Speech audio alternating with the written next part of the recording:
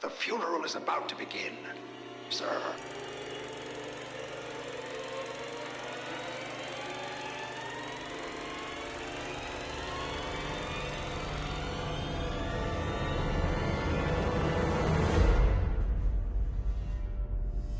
Welcome to the second edition of Real Talk with Rich and John. John, how are you?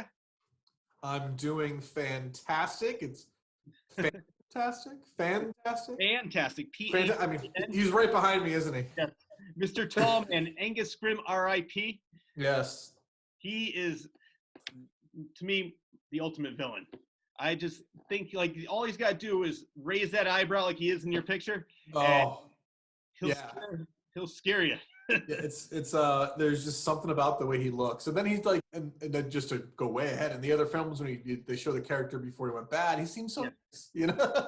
And I met him in person, and that's exactly how he is. His name is Jedediah Morningside. It's the origin story of how he became a tall man. We're going to talk about that later. But yeah, Yes. That's exactly how he is in person. He is the nicest, sweetest, that's cool. most down to earth, very intelligent Shakespearean actor, and he just loves it. I've seen interviews with him, and I've talked to him in person. He goes, I just have a great time doing it.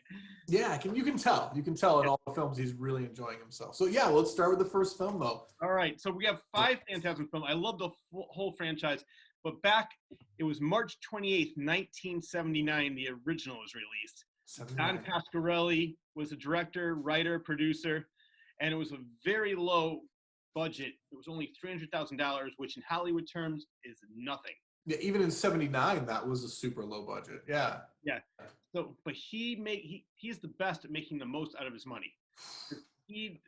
One of my favorite things in part 1 is the sphere. I love how they did the sphere. And you know how they did that? No. All right. What they did was they had it on a wire and a pitcher, baseball pitcher threw it. And so to make it look like it's stuck into a person's head, what they did was they had it in the person's head, taped to the person's forehead, and then they reversed it. They did the reverse pull. Okay. Yeah. Yeah. So that's like, as a guy who's done with some special effects, that makes complete sense. You can even kind of tell if you know. Yeah. like making it move was so cool though. How just like. Oh yeah. God, like you knew you were in deep shit when that thing came out. Like, I remember because I was younger when that one came out. Like I was 79, I would have been 4. And I remember more vividly when part 2 came out, the TV commercials. My brother was 4 years older than me. He'd already seen the first one. And when the commercials for part 2 came out, I just remember the ball came on screen. And I didn't know what this was. And my brother's like, Phantasm! Like he didn't even know there was going to be a sequel. He lost his mind. He was so excited, Well, we're going to talk about that because it took 9 years for the sequel to be released. The original came out in 79. The second came out July 8th, 1988. So there was 9 years. And the reason it came out was because the person who became head of Universal loved horror movies. He's the one that released Army of Darkness. He tried to revitalize the Chucky series. Yeah. He was a huge fan of Phantasm, the original. That's right, because Universal bought Chucky after the first movie. Yeah. Okay. Yeah. So that was the reason it took 9 years, because the head of Universal loved horror movies, and he goes, I want to buy this. But the problem is, which I want to talk about that in a minute, because I want to talk about the first one. Let's go with, one at a time, right? Low budget. It starred Angus Scrimm as the tall man, which is right behind you. A. Michael Baldwin, who played Michael. Reggie Bannister, who played Reggie. Then you had Kathy Lester, who played, I call her the Mrs. Tall Man. They call her the lady in lavender, or the lavender lady in the credits. That is it. The lavender lady. Yeah. And then Bill Thornberry is Jody. You know what's funny? Through every movie, I would forget his name and be like, Toby, Tom. God, Tori, like all these. I'm like, Jody. Then they say his name like Jody. Yes. I don't know why, but. Well, my favorite contribution from Jody is Jody and Reggie, the song they wrote. Oh, God, in the first movie? Just Sitting at Midnight. Yeah, just sitting there. I mean, that's so cool. That's so cool. It's just them playing. And horror movies in general, a lot of them don't do that kind of thing anymore, where you see that little slice of life of the characters. Yeah. Everything now in movies, especially big budget movies, is such a push to the next scene, a push for character, a push for, to get to a scare, where this was just 2 buddies sitting on a porch playing guitar after work. Yeah.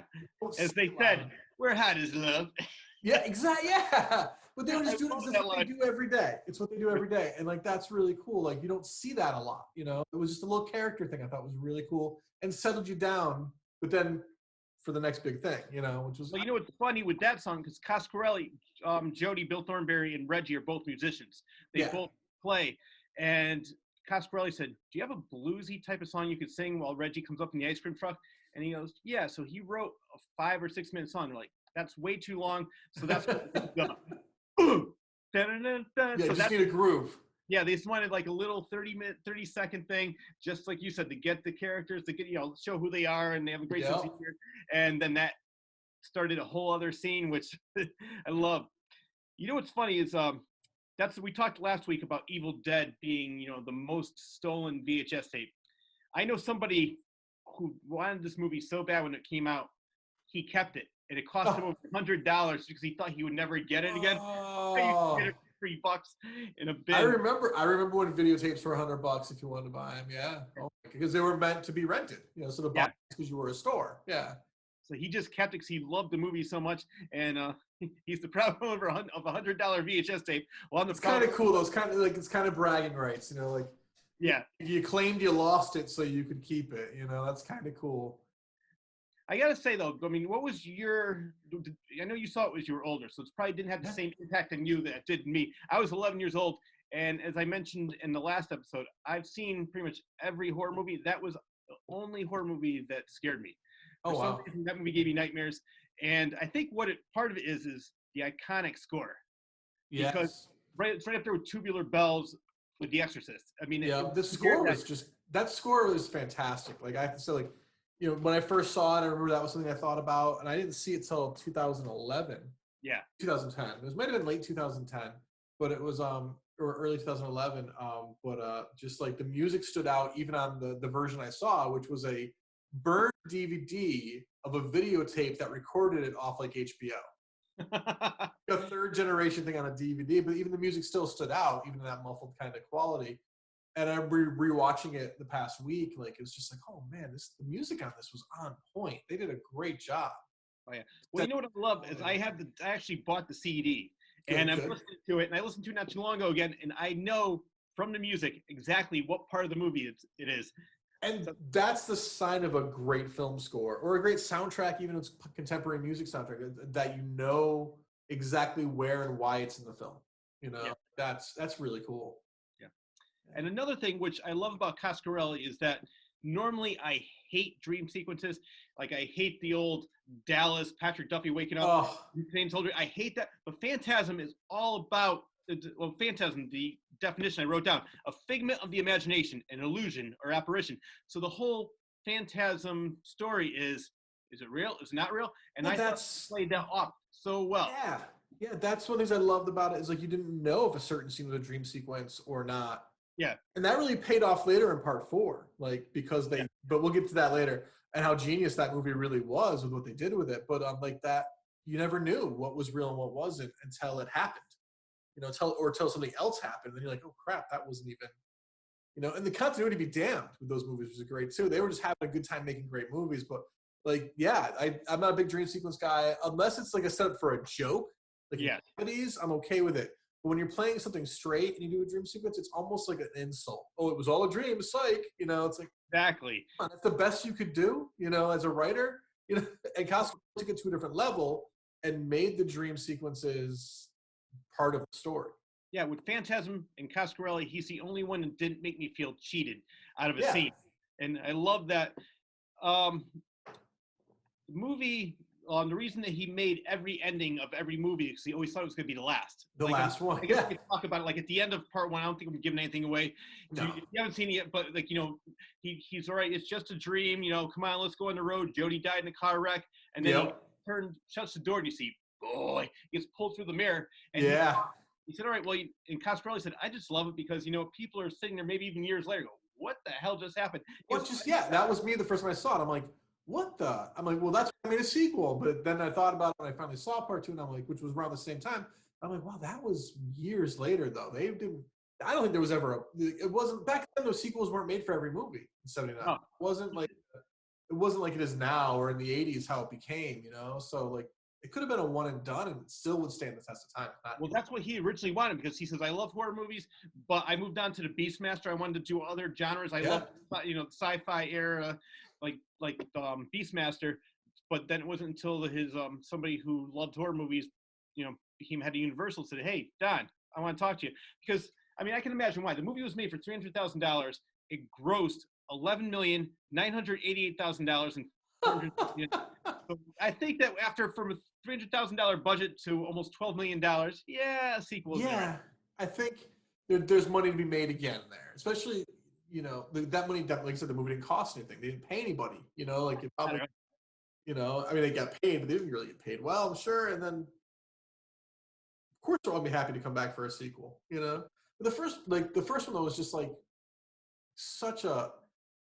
Like I said, I didn't see it so much later, and it was on because a student was like, "Oh, you've never seen that? What's wrong with you? You need to watch it." And we watched it, and it was just like such a great sign of its times. The not Jawas, there were some things that stood out that were just like of late 70s into 1980. Even some of the goofiness, like when the car explodes for no reason. We're watching it that night. Sure, you crash a car, but not every car you crash explodes. So we're watching it that first time, and the car blows up, and we both looked at each other. Me and my buddy were like, "Why?" We rewound it and watched. We scanned back on the DVD and watched a little bit to see if we missed something. And we're like, "No, man! They just had enough money to blow up a car. So we're gonna blow up a car." That's really cool. And then they make a joke about it later on. Yes, I was gonna say I think he's talking to either Rocky. No, it was I forgot her name. Dawn. I think it was Dawn. It was Dawn in the one. Ravager, I think, right? Yeah, it was in Ravager. Yeah. They make that joke about, he's like, "We got to get you out of here before this thing blows up." And she's like, "I thought that only happens in the movies." And then it blows up, and he's like, "Yeah, me too." And it's great because it was definitely like a gag on themselves for blowing a car up constantly. Yeah. Well, it's funny because when they did part 2, they, Michael flipped the car, the Cuda, 1971 black Cuda, Barracuda. And what happened was Coscarelli did not realize how much of a collectible that car was. And people were like, "What do you mean you're going to destroy that car?" So what they did, they had to buy a junker, paint it black, because it's so hard to find 1971 Barracuda. Yeah, it's not a common car. Yeah, I love that. And Reggie, he was saying that that was one of the highlights of the movie, was just being able to drive that car. So I would love that. I'm not a big car guy, but I would love a Cuda. Yes, that would be very nice.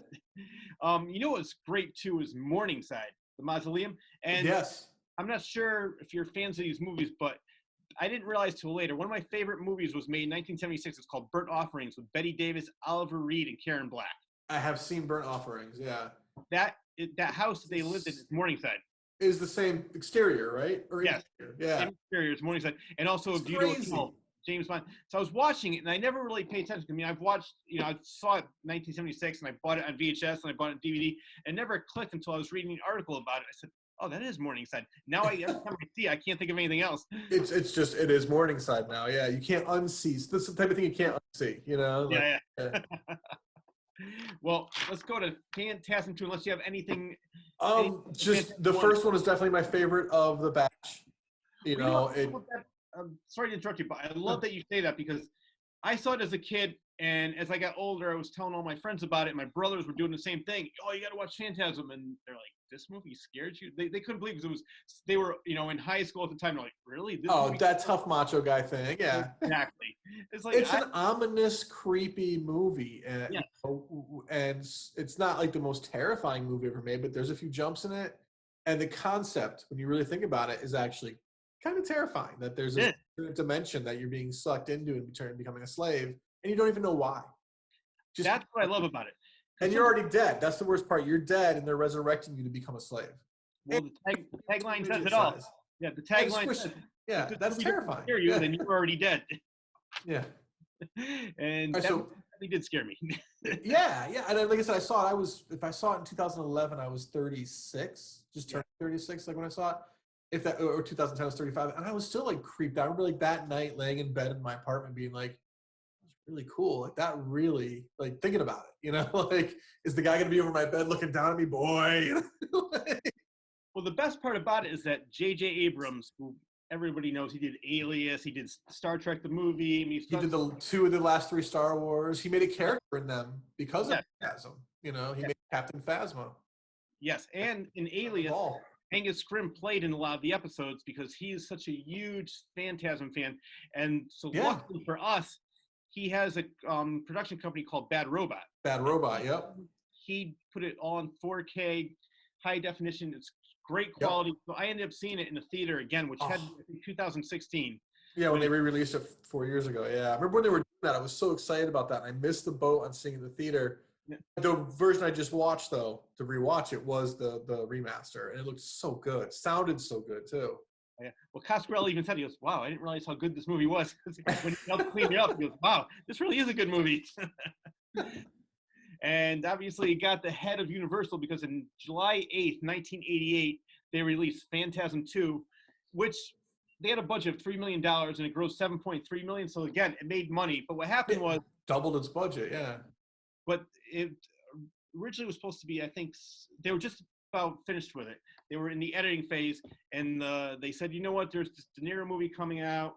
We're going to put it in the summer. And then they were up against Roger Rabbit and Die Hard, and it just didn't do well. They basically put it in the theater for a couple weeks and then got it out of there quickly. So it didn't do as well as it could have done. Oh. That's why Universal's like, well, you know, I don't really know if we're going to do another one. But like Coscarelli said, it still made some money. And, and what I like about it is that a lot of people who never even heard of the first one saw part 2 and said, wow, what's this? And then they went back to the original. Yeah, I never heard of it really until the second one came out. I didn't see it in the theater though. I know my brother saw it and loved it. And I just missed the boat. It was the age and what I was going at, you know. But I remember him being excited about it, going to see it, coming back and liking it a lot. So obviously I watched them in order. So I ended up doing 2, 3, and 4 all in one day. Wow. You know, because we're in, COVID world right now. So we're still during the pandemic while we're filming. Yeah, this is for anybody listening that today. It's April 24th, 2020. So, you know, and so I sat on a Sunday with my sketchbook on my lap and just went through all of them, doodled in between things, and like paid attention. I was making notes in the sketchbook, and I have it right here, and just going through it, and I watched. I took some breaks in between. I watched the first one when I got up I watched part 2 like 10 in the morning, and the other one at 3, and then fourth one, and then the next day I watched 5. On Monday I watched 5. So I went through them all. Literally 1 week from Monday to Monday, I watched all 5 movies. I just took a week off in between, really. But part 2, good movie. Yes. It was a studio film because it was much glossier. It was a higher grade film, higher audio. Everything was better lit. Everything about it was professional.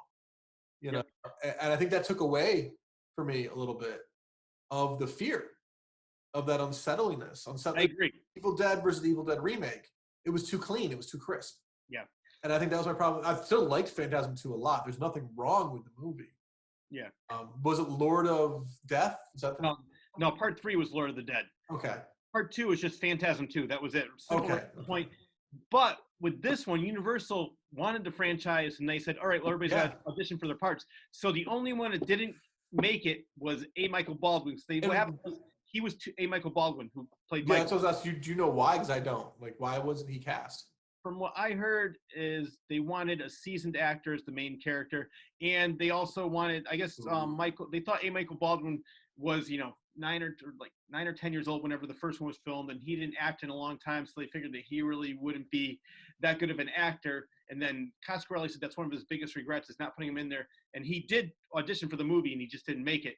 Reggie, on the other hand, and we are so lucky this happened. You know who they wanted for Reggie originally? No, who? Jeffrey Tambor, which I love as an actor. But I get because he has the look. I get it. Bald guy with the hair. He could do the look, but he's I like Jeffrey Tambor. I like movies, but no, I agree with you. Nobody can be Reggie. No, Reggie's Reggie, and that's that was one of my big problems watching the second movie too. Was I knew going in because I looked at the Wikipedia pages and read a little bit about each movie before I watched them. That a Michael, what's his last name? A. Michael Baldwin. Michael Baldwin's coming back for the third, and I knew that. So it was through the whole thing, I kind of felt bad for the guy who took over. Because he was just an actor with a job, and he wanted to do his job. And he did a good job. Yeah. But he didn't know making it that he wouldn't be back for part 3. He was probably hoping this was going to be a long-term thing. Yeah. And then they brought Baldwin back for 3, and Baldwin was better at it. I think he just had a different demeanor and a different look. He wasn't atypical Hollywood, and I like that. Well, James LeGros, he's the actor that did get the part of Michael. I don't think he was bad. No, he's a good actor. He was in the remake of Psycho. He did a really good job. Yeah. He's been in a bunch of stuff. He's always good. Yeah. He didn't do a bad job. It was a different character in a way. It was almost like a different character. You know? Yeah, it definitely wasn't Michael. And you know who tried out for Michael that didn't make the cut was Brad Pitt. See, and you know what's funny is when you look at a Michael Baldwin and Brad Pitt, I can almost see that. Yeah. Like when Baldwin was a kid, he was almost pretty. Yeah. Hair, he had the soft face and the hair. So to be in his 20s now and have Brad Pitt play the part, I think it might have, because Brad Pitt back when he was younger was also a little more thin and things like that. Like, I think he could have pulled it off and it wouldn't have been as big of a jump from one actor to the other. Yeah. Well, looking at Brad Pitt's all-around work, I love the fact that he can play a psycho like in the movie California. He can play a man, and he could also just play like, the character he did in True Romance. So he could play anything.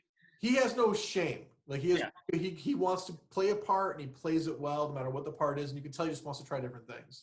Yeah. He doesn't have to be the lead in everything either. And that's a plus too. He's not one of those egotistical actors who has to be the main actor.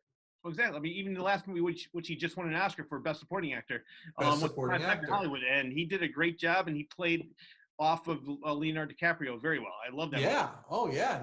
That was a fun movie, but yeah. So part two though, and it didn't. I liked part two. Yeah, me too. Dislike any of them, which was cool. I wasn't going into it expecting to love them all, and I didn't dislike any of them. I liked them all, and I'll watch them all again, which is cool. Yes. Part two is the one I'd probably watch the least. Yeah, no, you know what? I agree with you, and I think it's because for me, I started off in part one. I remember when it came out, I was so excited. July 8th, 1988, I couldn't wait, and I was very disappointed. I watched it again afterwards, and I said, you know what? It's not as bad as I thought, but I think I just had the preconceived notion, like, oh, but come on. You build things up in your head so much that's got to be so good, and you're so excited, and then you go and it doesn't live up to it, so it's like it sucked. And then you look back on it later, like, it didn't suck. It was actually good. I expected more. Yep. Well, we spoke about this with Evil Dead, but there's actually a scene in here that pays homage to Sam Raimi, where there's a part where he's the body's going into the crematorium and it says, as in the bag, his cremation. Sam Raimi's on it. Yeah. But the reason I bring that up was that he referred Mark Shostrom, who did special effects, and Mark Shostrom brought two people that we all know now as Craig Nicotero and Robert Kurtzman, and they did the special effects on the second one, and you could tell. I mean, it was so similar to the Evil Dead 2 and Army of Darkness look. Yeah. Yeah, and the spheres. And first of all, they had more than one, which I love. They were a little bit more in control with the spheres, and like they did different things. Like one blew up the rat, and then it had the other one where it sliced off the priest's ear. It's just yes. And you know what's and the second one, the first time I jumped, and this is when I'm like, all right, this is gonna be cool, is when they're recapping the film, and you've got the not Jawas in the house, and he opens the cabinet, and one jumps out at him. Oh yeah. A foot on my couch, man. On Sunday, I jumped a foot. I was like, all right, like I did. And I should have seen that coming, but that was cool, Well, speaking of the Jawas, Jawas were actually, we're obviously speaking about Star Wars. The original Phantasm came out in '79, but started filming in 1977. And I've heard a lot of rumors that the dwarves in Phantasm were based off the Jawas. They look very, very similar. But other people say, no, that's not true. So I'm sure we'll find out. Maybe we have a special guest sometime. Yeah, maybe we can find out. Part of me thinks it was coincidence just because if they were making it in '77, there's a good chance they didn't see Star Wars yet, or they were already working on it. They had the costumes designed, and they had a couple, little people friends, and it was like, we're gonna do this with our kids. I don't know what. I'm assuming it was little people. Well, no. Here's what happened. I'm glad you brought that up because they wanted to save some money, and they said, all right, let's put kids in the costume. The suit and the masks were so hot. After like 3 or 4 kids are probably like, no. Crying, they were screaming, they were yelling. What they did the very next day, they went to SAG and said, let's hire all the little people that we can. In the area, yeah, I bet. Yeah, and you didn't really see their faces till the second one. So that's another reason why I think they pulled the whole, like Jawas, because you didn't see their faces really till the second one. And that's how Jawas were. They just had the lights, so. Yeah. And another part that I love in part two, well, I was happy that with the budget, $3 million, and actually they were given a little bit more money because they changed the start date from October to July, whatever it was. And so I said, well, there's a couple more $100,000, do what you want with this. So they're able to go back and one of the things they did was blow up Reggie's house. Yeah. Oh my God! Right off the bat, boom. I got to tell you a funny story about that, I love this story. What happened was there were so many limitations on how you could blow up a house. They had to get permission from Washington, D.C. That you could do this, you can't do this, you can't do that. Because they actually bought the house just for that. There was a house they bought. So fire marshal said, what are we filming? And somebody said, Phantasm 2. What, you're filming Phantasm? You know what? Blow the shit out of it. I don't care. I wish I knew you were Phantasm. He was such a diehard fan of the original. He goes, do whatever you have to do. That's great. So that makes it even cooler. That but that's what's kind of cool. Is like those kind of things can happen. Like like those little things. Like I know. Well, the funny thing was with that is they can only do it in one take. They couldn't. Well, yeah, you only have one house. Yeah. So it's not like which what I love pre-CGI days because yes. Siskel and Ebert, Gene Siskel brought up a great point, and I repeat this often. He says movies in the last time a great movie was made was in the 70s. Is because that was before CGI and you had to rely on character development and a good story. Now it's all about how many explosions you have in one movie. With Phantasm, that's where I went back, going back to the first movie with the little scene with the guitar and some character development. And now they would just skip that to have another scare or something blow up or whatever it might be. For sure. Yeah. Well, that was a big hit. So it wasn't until part 3 came out. Lord of the Dead, May 6th, 1994. 1994? Okay. Yeah. So that was a big jump, too. That's a big break. That's a big break in between. And then they went back to being independent, but Universal distributed it, right? Yes. Well, here's what happened with that. Is the budget, what Universal distributed was $2,500,000 was the budget. And it said so $2.5 million. I'm not sure exactly how much. Actually, what happened was it didn't really gross anything in the theater because the movie had a brief 2-week theatrical run in 2 markets in May of 1994. Yeah, I read about that because it was mainly going to be a straight-to-video film, but they gave it a theatrical run. Yeah. Yeah, but I guess we're going through minutes. The Universal Studios refused to theatrically distribute this film due to a conflict with Coscarelli. So I guess he probably wanted to have more freedom with it because I heard interviews with him where he was kind of upset with the MPAA with Part 2 because why are you making this rated R? You made Phantasm 1 PG, and was it PG? The first one was PG. Yeah. And so he goes a lot. He goes, unfortunately, politics plays a lot into it, and whoever's in office at the time, he goes, they were a lot stricter, and I got into a lot of arguments with them over the R rating. He goes, none of this is real. It's so obvious. This is fantasy. And but it's funny how but sex is bad, violence is good, and I'm trying to think, part 2 had more. But it was the fights with part 2 with the MPAs. Yeah. That's what I'm going back to part 2. There was nudity, there was sex in that, so of course they had a problem with it. There was a little bit of nudity in the first one, but I can see. But back in the 70s, PG was a little different. Parental guidance. Yes. More of a marketing tool. PG's for kids. Like back then it meant parental guidance, so you could get away a little bit more like PG-13 originally was that in the late 80s. But that's a drag. That's why it went to straight to video was because because he got into a big fight with them about the second one. He wanted more freedom with this, so they refused to distribute it theatrically. So they put it in 2 markets, Baton Rouge, and so it was released direct to video in October of 1994. And that's when 2 markets. The other one probably did really well in. That's probably why they put it there, though. I'm assuming just to get an audience. Yeah. Yeah, but it said in part 3 a lot. It was good to see Baldwin back as Michael. Back in his take, and it was cool to see him as I when you watch the first one, he's so young and he's just kind of like high pitched voice and kind of fluffy with that and all that. And then when they finally bring him back in the third one, and his voice has changed, he's a man now. It's like me seeing an old friend from elementary school you haven't seen in 20 years. There's your buddy, It was like, and they brought Jody back too, which I love. Yeah, and Jody, he wasn't in the second one. Not at all. Yeah. He became a sphere in the second one, the third one. He became a sphere. He became a sphere. Remember, that's where he became the brain inside the sphere, which I love that concept. That was wonderfully creepy. He's petting the brain inside the sphere. It was like, oh, so weird. I know. That's Coscarelli's imagination. To me, the Phantasm series is probably one of the most original concepts. Yeah, that's something I was gonna mention later on is how there's nothing in these films you've seen in another film before. And there's cliches. There's but that's a horror trope, or there's a sci-fi cliche. And especially in the fifth one, it's all over the place. Don't get me wrong, but like as a whole, as a series, like this is a wholly original concept. Even if the first three kind of repeat themselves with some things, it was still no one had made a movie like that before. You know, like, and that was what was great.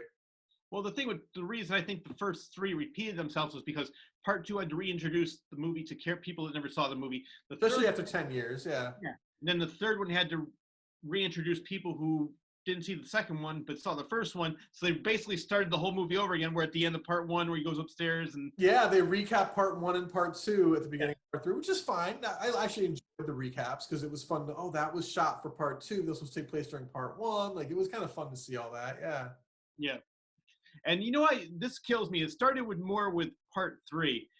I always felt bad for Reggie because he can never get the woman in Rocky. Right, that's one of the big things. I love the thing about Reggie is through the whole series, he's leering at every girl, checking them all out, trying, and he's never like a total creep about it though. He's almost like so nice about it. I know. Like he's just straightforward. Hey, do you want to fool around? Like he never tries to trick them into it. You know, he never he's never sleazy about it. He's just upfront. Hey, I'm a guy, you're a girl. Maybe we could be alone tonight. And they're like no. like the scene with Rocky. Rocky was another character who was introduced in part three, and the kid's like, well, there's a hotel. Why don't you sleep in the car? No, but yes. No, sleep in the car. Come on. And she's trying to get the kid to come in. The kid's like, no, I'll stay in the car. Like that was, and he fails miserably. And that's what part of the fun of the character is. He can't catch a break. He thinks of himself as his ladies' man, but he's just like me. They say he's a middle-aged ice cream man. He's a middle-aged ice cream man, yes. But part three, like I really like that. I love the Rocky character. Like she was really cool. It was so 1990s. That character, that whole like the nunchucks, the swords, like that was scream 90s action movies. And I think that's why they did it. It was kind of goofing. They were goofing on it. Oh yeah, but they see it made a trend. They were parodying it, you know. Yeah, but they did it in a funny way that the movie was still taken seriously, but they had injected humor into it, and I love that. And the character was super likable. To bring a new character in at that point, you know, you had the little kid, the Home Alone thing in the beginning that was so sick and twisted, you know, and then you have her. Both characters were likable, and it was a drag that you never saw. Was it Timmy? Yes. Timmy? You never saw Timmy again. Like, what happened? I know. He mentioned in part 4 or 5. Well, it's funny because I thought they brought him into the movie to make it like the same chemistry that Michael Baldwin and Reggie had in the first one. So right, I was hoping to have a continuation of that vibe. And the kid wasn't as good as Michael Baldwin. No. He just wasn't. The movie's not as good as the first one either. But like there was, I always thought it was funny they don't even mention him in part 4 or 5. No, where'd this kid go? Like, what, is he dead? Did they get him? I'm assuming they got him. You know. Well, at the end, just like in the first one, pulls him back, and the movie ends. So and that's it. Yeah. That's it. And as you said, that's the only character. Well, actually, no, because even the girl from part 2, they never say what happened to her. No. So she dies in the beginning of part 3. Oh, you're right. I'm sorry about that. That's the beginning of part 3. Yeah. She dies in the very first new scene of part 3. She gets killed. Yeah. So Timmy is the only boy that is never really told. So I'm assuming they got him, and they never got him back. And instead of like, let's just move on, I guess. Like, I feel like they said that in both markets, Phantasm 3 was the highest grossing film the 2 weeks that it played.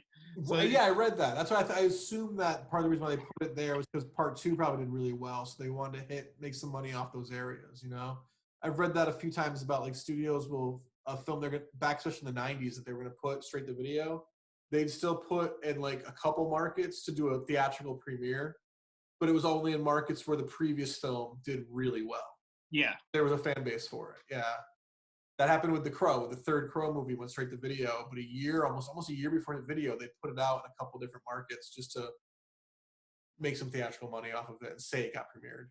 Yeah. Well, I went to one Phantasm reunion. It was actually 1998, so it should have been the 20th anniversary. Yeah. Even though the movie came out in 79, but it was the place was packed.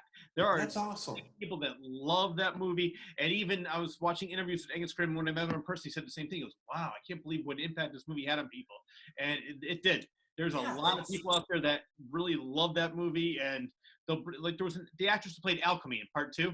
Right. She said, she goes, people come up to me, I love you in Phantasm. She goes, really? Why? Like, she can't understand why people, she goes, I really don't even know what that movie's about. I don't understand it. And she's still out there doing stuff. I was like, as I watch this movie, I'd go on like Wikipedia and IMDb and look up where these actors are and what they're doing now, because a lot of them never really been seen anything else. And she's a reporter or something?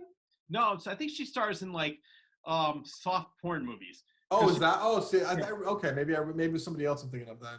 Because she said that was Phantasm 2 was the first movie that she ever was nude in, and she goes, it's funny because I made a whole career out of that. I was watching an interview with her, then I looked up her IMDb, and okay, so I'm thinking I'm thinking of somebody from Friday the 13th part. Okay. When actually part 3 is now like a weather woman or a newscaster. That's what it was. That's what it was. Anyways, that's off topic. But yeah, so part 3 though, like really good. Bring him back. Baldwin was great. I'm glad they brought him back because I like him. I feel like they brought back Jodie too, which I love. And Jodie, I love how Jodie's dead, but he keeps aging.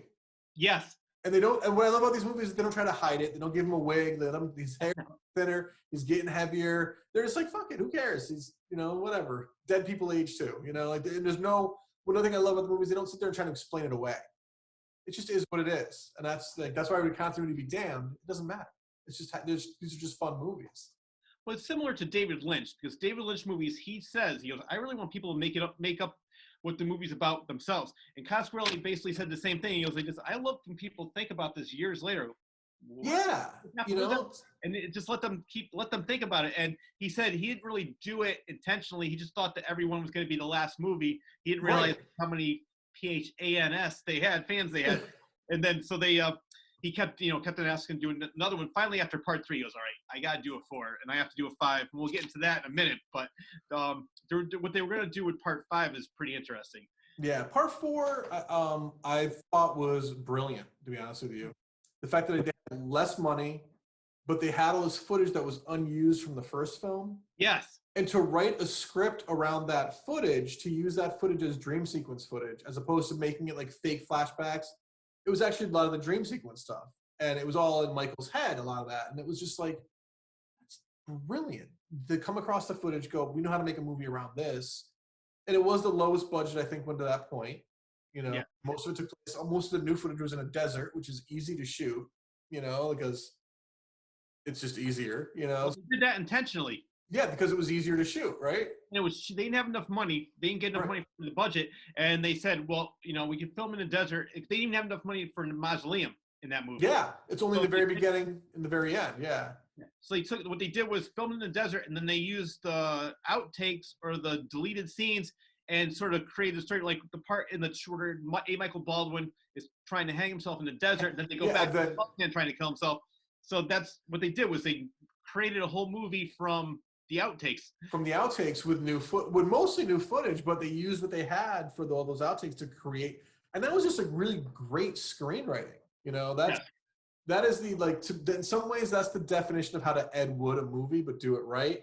Take what you can get already for free, which was footage you didn't use, and make a new movie with it. I love it. Make a new movie still, but I never felt like I got ripped off watching it. Like it wasn't like all the old footage was obviously scenes from the first movie just being recycled. No, these were scenes you never saw before. So they were new scenes. And it almost felt like, even though it wasn't the case, if you just let it go and go with it, it was like they filmed those then knowing they were going to use them later. But that's not the case. They just recreated a movie around it. And I adored that concept. I thought that was just so creative. And that one's, out of the sequels, I think that one's my favorite. Yeah. Well, you know what I love about this? And Coscarelli did it again, because normally I hate when things are over-explained. And I'll give you an example. Like with John Carpenter, he is the master of simplicity. Basically, there's a boogeyman, he kills people, nobody knows where he came from. When Rob Zombie did his version of Halloween, I said, he went too far. I don't really care. The whole backstory ruins it. Yeah. But Coscarelli's a genius, because in part 4, Oblivion, he creates a whole backstory of how the tall man became the tall man, Jebediah Morningside. And I love that backstory. They still left it somewhat vague, though. Like he was a scientist and this inventor who created this machine. He goes into the dimension and he comes back evil, but you never saw what happened to him over there. Why did he become evil?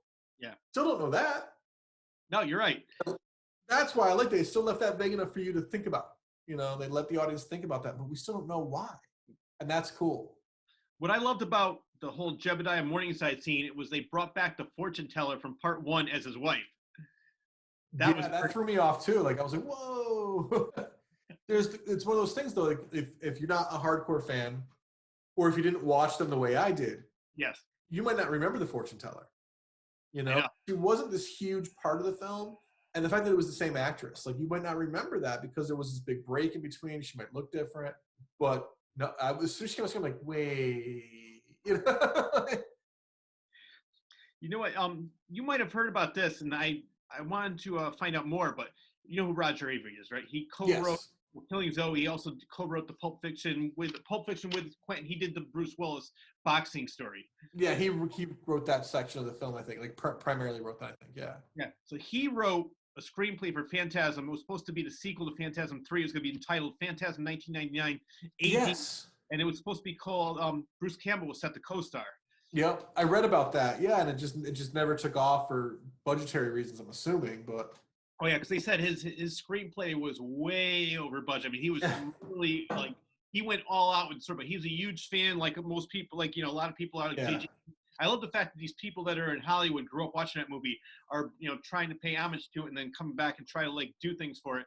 And they're respectful to it. Yeah, it's really cool. So what Coscarelli did was, if people remember the movie, there's a Civil War sequence. He's one of the Civil War soldiers. Yeah, Avery's one of the soldiers, and I don't know which one because it happened so quick. Yeah, cool that he's cameoing there. And I read that they couldn't afford an actual group of actors. They had like a Civil War reenactment troupe. Yes. And they made a donation to them like $200 or $300 or something like that.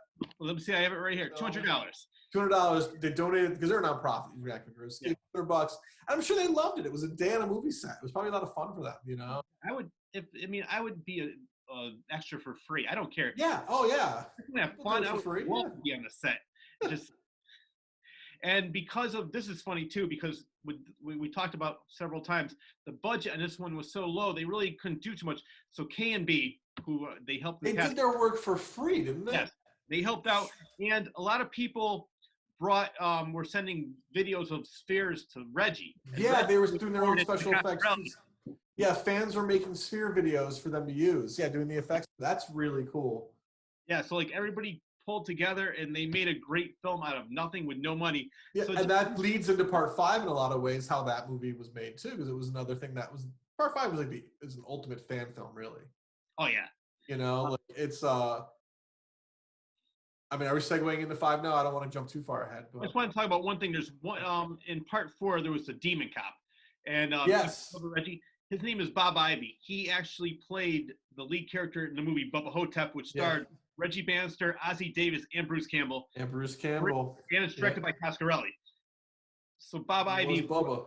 Yes, I met him several times, and he is such a great guy, and he loved being him. I didn't realize it was him at first until I remember him mentioning it before, and I looked it up again. So yeah, that's Bob Ivy. But Bubba Hotep, we have to do something on that one because we should do a little piece on that for sure. Yeah, I love that movie. Yeah. But Bruce Campbell plays Elvis, Ozzie Davis plays JFK, and they're going after a mummy. Yeah, you can't. How can you go wrong? Yeah. And Reggie and Daniel Roebuck are in that movie too. They're in that one too. Yeah. But yeah, so that's. I mean, I think we pretty much covered everything for part 4 of Phantasm Oblivion, which brings us to Phantasm Ravager, which is funny because that movie came out. It was released in the U.S. October 7th, 2016, 37 years after the original was released. And this is one of those rare cases where the series has always continued. It's not one of those things where they took like this huge break and made a sequel. There was a big break between 4 and 5, but it's always continued. And they have the entire principal original cast back. Yes. Including the lady in lavender. Yes, Kathy Lester. Back for one scene. Like I don't think that's ever really been pulled off before. I don't think so. Even if it has, you count not well. Unless you count Return of the Jedi and Force Awakens. Yeah, but even then, you did have all the main, except for Lando, all the main Star Wars characters did reappear. Oh, and Yoda didn't reappear either, though. So no, you've never really had this before. Your five actors who were most known for that first film are in this one, and that's really cool. To me, that's really cool. And they brought back Rocky too. Yes, at the very end, because I was wondering, it's like, where's this movie going to? Because we're not giving anything away. Reggie because it's basically all about quantum physics, where like there's ultimate different. A lot of all the movies are like that, where the reality. So in one reality, Reggie has dementia.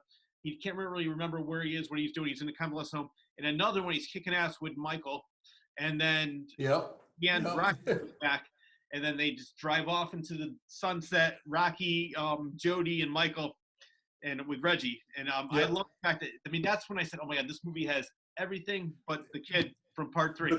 But you know what? He doesn't even, because they took him away and he got killed. So we screw that kid. But what I loved about the movies, it really did feel like, it wasn't a movie made 30 years later to get people reinvigorated and rebrand the franchise and make a new thing. This was literally a movie that was made because they had a really cool story that they wanted to tell with the characters and just kind of wrap it up, maybe. Yes. Like, we have this cool idea with this cool concept. The technology is a point now where it can be made very inexpensively. And it was, like I said, that's why I call it the ultimate fan film, because it was made for the fans. There's no recap. There's no explanation. The movie just starts. And if you haven't seen the other movies, you're going to have no idea what's going on. It's made for the people who've watched their movies. I'll go back to Force Awakens. You can go watch Force Awakens now. I've never seen a Star Wars movie. And that movie makes complete sense when it's over. It's a own thing. It just happens to have these other characters in it. With this movie, Ravager, if you've never seen a Phantasm movie, you might still enjoy it, but you're going to have no idea what the hell's going on. And it was unapologetic, and I really love that. And it was all over the place, and it was like the ultimate low-budget movie in a lot of ways, because you could tell they filmed it. And I know, because I did some research on it, it started off as some short films they're going to do as web episodes, and then they off into a movie. And you could tell there were big breaks in it, but they used that to their advantage, because you see Reggie in the retirement community with his dementia, and his beard's got the gray, his hair is white. But then when they cut to the more sci-fi elements, his hair is black, he's clean shaven, he comes off a little younger, But these are being shown side by side, and that was, that was pretty brilliant, to show the alternate realities and show him with completely different demeanors and all that, Well, you mentioned the web episodes. I heard 2 rumors. I'm not really sure which one's true. One, that they wanted to make a TV series out of it, which I could sort of see what they did there. The other thing I heard, they wanted to make a trilogy starting with this one. And it was going to be about Mike's coming of age. And they were going to start this as the trilogy, which I could see. But you know what? I'm so glad they made this movie, because not too long after Tall Man died. So they made they really could. But if you watch the, 2, 3, and 4, the Tall Man's trying to groom Mike into being the next Tall Man. Yeah. It makes sense why, if they were trying to branch off of this one and make more Mike becoming the Tall Man or fighting his destiny of trying not to be the Tall Man. But that almost becomes too much like Luke not being Darth Vader. Exactly. You know what was funny? I was thinking the same thing too. What is this, like, I am your father, Michael? I was waiting for something like that. So like there was such a connection. And they don't do any of that in part 5. They don't even, it's just Mike is the leader of this resistance fighting this transdimensional army of fiends. And it's just, I thought it was just awesome. But it did. It was definitely, I did a bunch of research today and yesterday, actually, about that movie, because I was so blown away, because it was such a low budget. And I'm a low budget filmmaker. So I was really impressed with how they pulled it off. And it did start out as, it was going to be web episodes, which is of a TV series. Yeah. It would be web episodes, and it was going to be like they were called Regisodes, I think. And it was going to be, so it was going to be about Reggie's adventures when he's jumping in and out of different dimensions. That was the original plan. I love that. And so one of the dimensions was going to be the dimension where he's in the retirement community, which I'm sure was inspired a little bit by Bubba Hotep, Yeah. And then the other dimension was going to be like that crazy one you see at the end, that where, how it ends. Another, so I think they were going to do like a series of those, and then if those did well, they probably end up doing another movie. But you don't need a TV series to make episodes anymore. That's what's great. You can do it. You can do it on your own website. There's things like Vimeo and all that. So I'm sure that was the direction they were going in. Hopefully, maybe a TV station would pick it up, maybe Sci-Fi Channel or something. But I really looked into it, and I thought it was really cool. They just decided, you know what, we've made a couple of these. And then the guy who was directing them was just a huge fan who became friends with Coscarelli. Yes. He went to work on a Transformers project. And I just was reading about this today. And when he came back, Coscarelli and Reggie Bannister, the real Reggie Bannister, were like, so we have way more ideas now. It's going to be a movie, and you're going to direct it. And he was like, oh. Really? Okay. He's a huge fan and gets to direct it instead, which is kind of cool. Yeah, David Hartman was his name. Hartman, yeah. David Hartman. Coscarelli the chance to sit back and just enjoy being part of the film as opposed to directing it. Because there's a lot of directing. Sometimes it's nicer just to help with the effects, help with the writing, help produce, you know. Yeah, and he said he felt relieved. He goes, I got the chances, like you just said, he got a chance to sit back, relax, and it was somebody that he could trust. It was a huge fan of the movie, and says, I knew it was in good hands. And you know what's funny? That's when you could tell the tall man was getting very, very old. Yeah, I mean, it'd been years in between 4 and 5, and he didn't look good. Yeah. Yeah, I mean, still, everyone he raised his eyebrow, he still had that menacing look, but like, boy. But no one can do as scary as that guy, though, man. Like, no, he's definitely my all-time favorite. I think villain for any horror movie. Him and Michael Myers. I love those two. Okay. For movies. But let's talk. So we know there were the 5 films. Yes. Covered them. We liked all 5. Excuse me. We liked all 5. You know, what else has there been, though? Like I said, I haven't followed this as closely as you have. Have there been comic books and novels and things like that? Or let me say, there's 2 things. I have a comic book right here. There it is. Who published that? Let me see. So I'm just curious. Is it Ex Machina? Okay. I'm not. I think that was a publisher. Yeah. I don't know. I can't tell. Huh. I can't. It doesn't say anything on here. I'll find out later, and I'll get back to you. But you know who wrote a novelization of the first film was Don Coscarelli's mother. Did she really? Yeah. My brother has it. And I couldn't find it anymore. It wasn't available. My brother bought it when it first came out. I can't remember when, but it's a novelization of the film. And I guess he said it's a little bit different, but it's really good. It's probably based on the original first draft. A lot of those book novelizations that have come out are based on the earlier draft of the film because they're writing it while the movie's being made. So it's out when the movie's done. Like, and it's only with the comic books that are like adaptations that Marvel and DC did in the 70s and 80s and all that.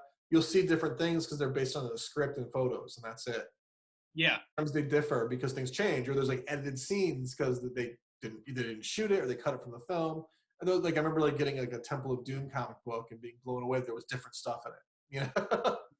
Well, that's Don Coscarelli said that. He goes, there was a lot of things that we couldn't afford to do what I wanted in the story. So in the book, she was put it in the book, yeah. Yeah, which I do want to get eventually. I mean, this was several years ago. My brother bought it, and he says it wasn't available when I tried to buy it on Amazon. But maybe it is now. So you know how things like when they become popular, like you said, for Evil Dead Within the Woods is available on YouTube now. Yeah, I mean, it could be somebody might have it used online or something. You'll probably find it used somewhere eventually. Yeah, somebody will sell their copy someday, and you'll stumble on it, which would be good. What else? There have been action figures, dolls. Oh my God, yeah. But let's see if you can see this. Yeah. So what is that behind you? That is. That is the tall man. That is fantastic. Look at him. I love this. I bought this at a convention, and I love it. I love that thing. Is that like it's foam rubber? I'm assuming. It's rubber, and this is I'm not sure exactly what this is. This isn't rubber. Okay. But it's the body is. Yeah, that is so fun. And you got the ball that comes right out. Yeah. Oh, it comes out of his hand too. Okay, good. And then but yeah. Is that like official product or is that like custom made? I think it was custom made. Okay. That's so cool. I really like that. You play a good game, boy. Put tall man to sleep. They also came out with something, an animated Phantasm. It's called Phantasm Extinction. I never saw it. I was looking and doing some research on it, and I did see that it was available on YouTube, but I didn't get a chance to watch it. It's only 60 minutes long. Is that official too, or is that like a side thing?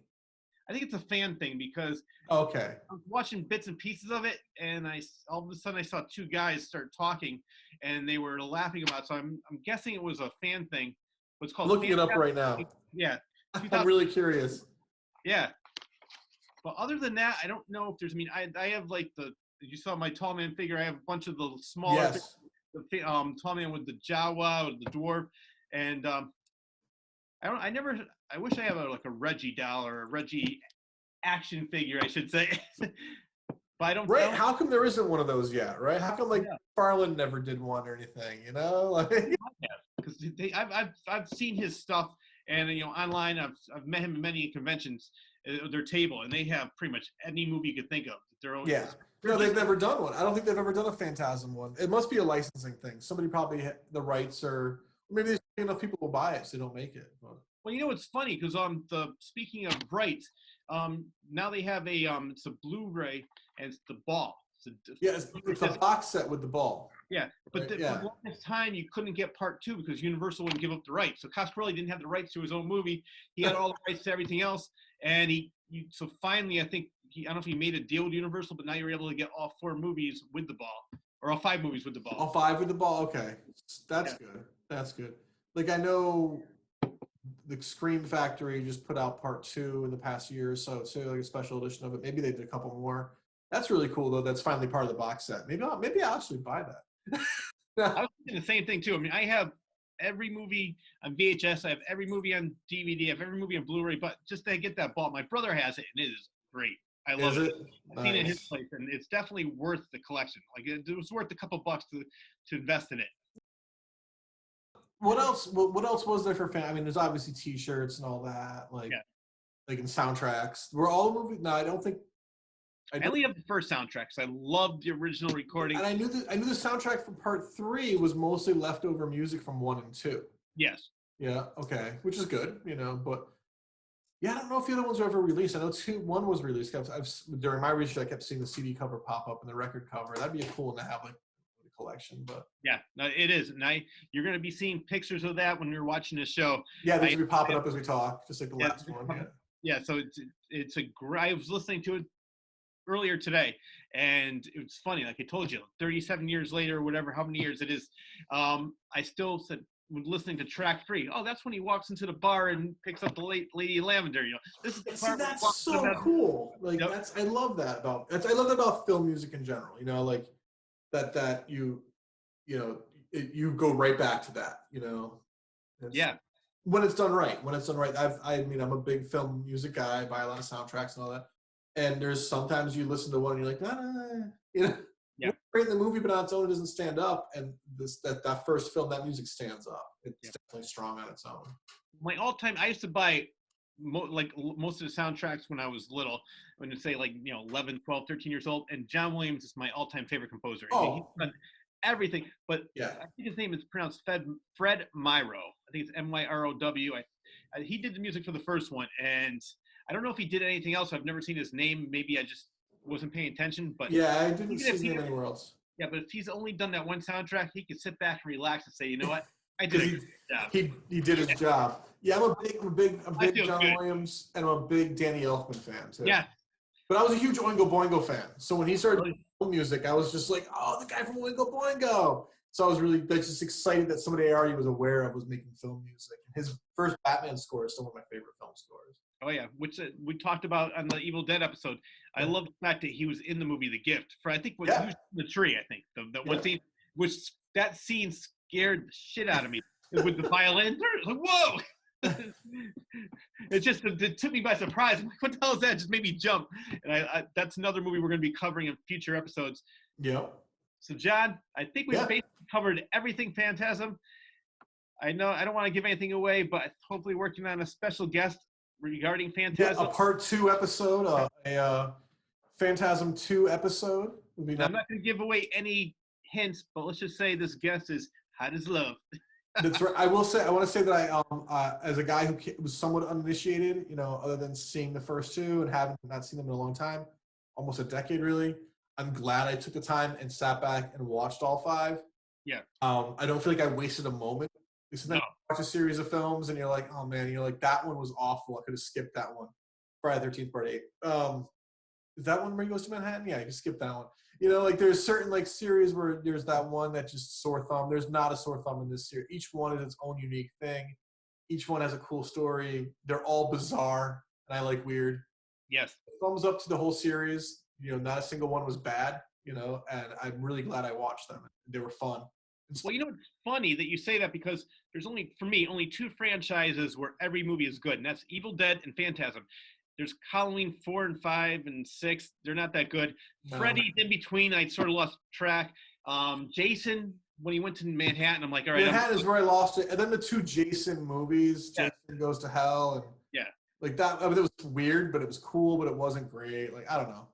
So Phantasm, all 5 to me were great in their own way. Evil Dead, all 3 were great in their own way for different reasons. So I think that This is our second episode of Real Talk with Rich and John. And I think we started off with two of the best franchises. Two bangers, man. Yeah.